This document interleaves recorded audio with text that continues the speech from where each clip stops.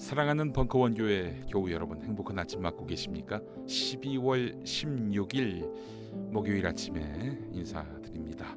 이제 크리스마스가 열흘도 남지 않았네요. 어렸을 때는 굉장히 설레는 때였는데 여러분 주님의 오심을 갈망하고 계십니까? 지금은 대림절 기간입니다. 오늘 본문은 갈라디아서 6장 1절입니다. 성령의 인도하심을 받는 사람은 이란 제목으로 함께 은혜를 나눌 텐데요. 본문 보겠습니다. 갈라디아서 6장 1절입니다. 형제자매 여러분, 어떤 사람이 어떤 죄에 빠진 일이 드러나면 성령의 인도하심을 따라 사는 사람인 여러분은 온유한 마음으로 그런 사람을 바로 잡아주고 자기 스스로를 살펴서 유혹에 빠지지 않도록 조심하십시오. 아멘. 우리가 12월에는 기장교단의 부처님인 서재경 목사님이 쓰신 말씀과 삶으로 나누고 있습니다. 서재경 목사님, 제 대학 때 은사라고 말씀드렸는데요.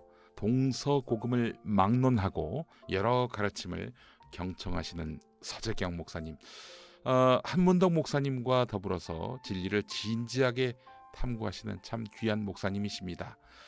참 제가 본받고 싶은 선배 중에 한 분이신데요. 여러 많은 신학 연구자들이 있지만 서재경 목사님은 그 끝이 또 그 바닥이 잘 보이지 않는 분입니다. 깊은 내공이 있다, 넓은 내공이 있다, 뭐 이런 얘기죠.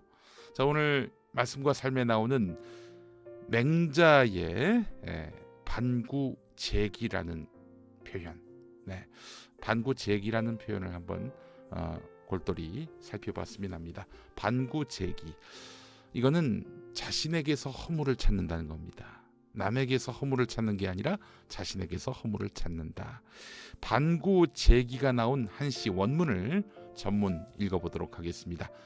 인자여사 사자정기 이후발 발이부중 불원승기자 반구적이 이이의. 풀이하면은 사람이 어질다 함은 활 쏘는 것과 같다. 활을 쏘는 사람은 자신을 바르게 한 다음 활을 당기는데 쏘아서 적중하지 못하면 자신을 이긴 사람을 원망하지 않고 되돌아 자신에게 허물을 찾을 따름이다. 이런 내용입니다. 그렇습니다. 내가 잘 못 쐈으면서 나보다 잘 쏜 사람, 또 움직이지 않고 활을 기다리던 관역을 욕할 수는 없겠죠. 내가 못 쏜 거니까. 어찌됐든 무슨 허물이 있다면은 자기에게서 부족함의 원인을 찾아야 한다는 말입니다. 말씀과 삶 교제를 볼까요? 맹자는 자신이 사랑, 그러니까 어질게 인자하게 남을 대했는지 생각하라. 내가 인자하게 남을 대했는지 생각하라 라고 했습니다. 잘 다스리려고 했지만 상대방이 잘 따르지 않는다면 그때는 어떻게 해야 할까? 나에게 지혜로움이 있었는지를 성찰하라고 했어요. 그 상대에게 예의를 다했는데 그에 합당한 답이 돌아오지 않을 땐 어떻게 하느냐? 거기서 절망하고 상대방을 비난하는 게 아니라 그때는 내가 상대방을 존경하는 마음으로 대하지 않았구나라고 반성하라고 했습니다. 그래요. 사랑으로 대하지 못한 것에 대해서 스스로 반성하라, 이런 얘기죠. 다시 한번 좀 읽어보자면, 잘 다스리려고 했는데 상대방이 잘 따르지 않는다면 나에게 지혜로움이 없었는지 성찰하고, 그럼에도 불구하고 합당하게 상대방이 행동하지 않으면 그때는 내가 상대방을 존경하는 마음으로 대하지 못했구나 라면서 반성하라고 했어요. 자, 이 부분을 읽으면서 저는 책은담에 나온 대인춘풍 지기추상, 춘풍이라는 말을 생각했습니다. 남을 대할 때는 춘풍, 봄바람처럼 부드럽고 너그럽게 하면서 자기 자신을 지키기는 가을서리, 추상, 가을서리처럼 엄하게 하라, 이런 뜻이죠. 남의 과오는 너그럽게, 그러나 자신의 과오는 용서하지 말아야 한다는 얘기입니다. 특히 힘이 있는 사람은 이래야 합니다. 자신의 과오에 대해서 주변에서 뭐라 지적하는 사람들이 많지 않을 거예요. 힘이 있는 사람들은. 왜냐? 나는 높은 자리에 있으니까, 나에게 비위를 맞춰야 이득을 보니까 이 사람들이 분명히 내 잘못을 보고도 그냥 넘어갔을 거예요. 그러다가 내가 몰락한다면, 몰락할 때면 너도 나도 못 본 채 도망가지요. 아무도 나를 그때는 두둔하지 않습니다.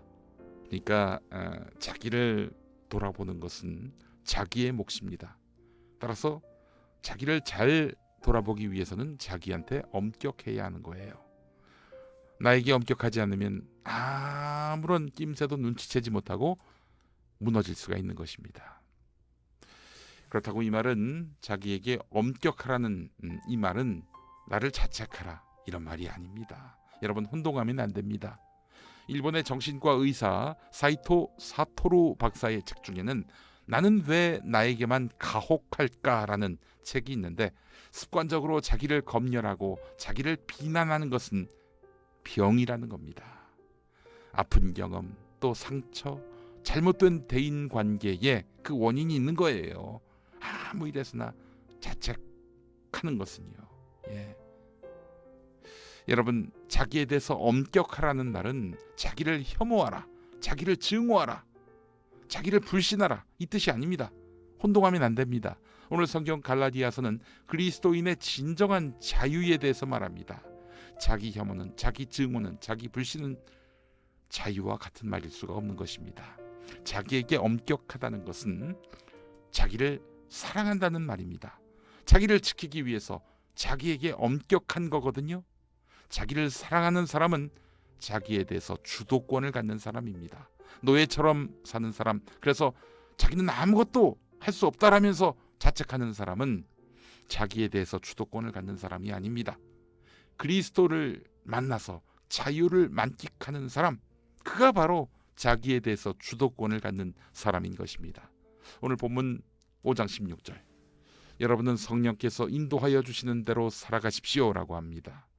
성령의 인도하심을 따라 사는 사람은 육체의 욕망을 따라 사는 사람이 아니라고 했습니다. 그런데 육체의 욕망을 따르지 않는 사람, 이것도 복잡하죠. 육체의 욕망을 따르지 않는 사람은 누구일까요? 혹시 세상과 단절하고 금욕하고, 그래서 은둔하면서 기도굴에 들어가 주여 주여만 외치는 사람일까요? 과거에 이런 비슷한 사람이 있었습니다. 오리게네스라는 교부가 그랬는데, 이 양반은 성에 대한 유혹을 지우려고 성기를 결단했습니다. 또 죄를 지을까봐 다른 사람과 아예 접촉하지 않았던 분입니다. 자기를 학대한 것이지요. 자기를 불신한 것이지요. 그도 아마 성령께서 인도해 주시는 삶을 살려고 했을 것입니다. 그렇게 해서 그런 삶을 선택한 것인데, 자기를 혐오하면서, 자기를 증오하면서, 자기를 불신하면서 성령의 인도를 받을 수는 없는 것입니다. 성령님이 내 안에 주인 되실 때, 그래서 내가 아닌 성령님이 주인 되시는 삶을 살 때는 어떤 일에서도 단단하고 탄탄한 자아로 섰을 때 가능합니다. 왜 바울은 성령께서 인도해 주시는 대로 살라고 했을까? 그것은 각자에게 너는 참 존엄한 사람이야, 이걸 일깨워주기 위해서입니다. 아니, 나를 부인하고 성령을 따르라고 했는데 자기에 대한 존엄함을 일깨워준다니, 이건 또 무슨 말일까? 사도 바울은 아시는 대로 유대인의 율법주의에 맞서서 싸우고 또 싸웠습니다. 율법주의는 하나님의 은혜가 아니라 율법을 통해 스스로 구원에 이를 수 있다는 아주 교만한 사고체계입니다. 여긴 엘리트주의가 개입돼 있어요. 엘리트주의. 야, 하나님 믿으려면, 또 예수 믿으려면, 율법에 나온 대로 너희도 우리 민족, 이스라엘 민족처럼 할례를 해야 돼. 이렇게 요구했습니다. 이방인들한테. 이방인을 상대로 그리스도의 복음을 전했던 바울은 이걸 용납할 수 없었어요. 바울은 그럴 필요가 없다. 성령을 따르는 사람이 되면 그것은 할례 받은 거나 마찬가지다. 이렇게 가르칩니다. 그렇게 성령을 따르게 되면 너는 자유롭게 되고 너는 너 자신을 존엄하게 여기게 된다. 이로써 너는 당당한 자아로 거듭나게 된다. 고로 하나님의 자녀가 된다. 이런 말입니다. 여러분, 자기 존엄성을 가진 사람이 하나님의 자녀가 되는 것입니다. 자기라는 사람을 목사의 권위 앞에서 모두 다 포기하고 그렇게 해서 목사의 노예로 사는 사람 하나님의 자녀 아닙니다. 여러분, 자기 존엄성을 지킬 줄 아는 사람이 하나님의 자녀가 될 수 있는 것입니다. 자, 그렇다면 성령의 사람이 되기 위해선 어떤 방법을 취해야 할까? 어떻게 해야 성령의 사람이 될 수 있을까? 서재경 목사님의 말씀 들어보시죠. 온유한 마음을 가지라. 이것입니다. 온유한 마음, 보드랍고 따뜻한 마음이지요. 세상에서는 죄를 지은 사람을 어떻게 대합니까? 냉정하고 차갑고 엄하게 대하지요. 또 죄를 지을 거라는 그런 염려 때문에 우범자로 낙인 찍잖아요.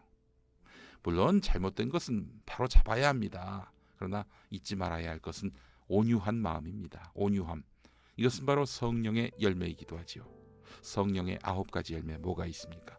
사랑과 희락과 화평과 오래 참음과 자비와 양선과 충성과 온유와 절제. 9가지 중에 온유가 있지요.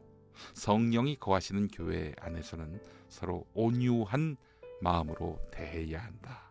네, 이렇게 강조하고 있습니다. 아까 우리는 자유를 이야기했습니다. 이번엔 온유를 이야기하고 있어요. 왠지 자유와 온유는 충돌하는 것 같습니다. 아닙니다.